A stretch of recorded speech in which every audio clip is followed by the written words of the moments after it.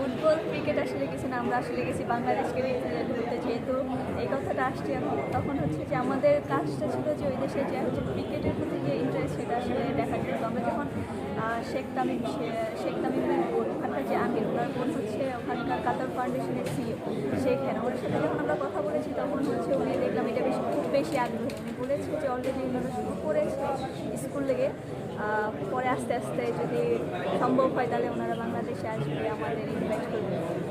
আগেও তো বিদেশ সফর করছেন, তাই না? জি। কিন্তু ওই সব সফর আর এবারের সফরের মধ্যে পার্থক্যটা কি? তখন তো হচ্ছে আমরা গেছি, তখনও গেছি বাংলাদেশকে রিপ্রেজেন্ট করতে, এখনও গিয়েছি আমরা বাংলাদেশকে রিপ্রেজেন্ট। এখন হচ্ছে আমরা full not only cricket, not only football, এখন গেছি আমরা পুরো বাংলাদেশি স্পোর্টসটা নিয়ে।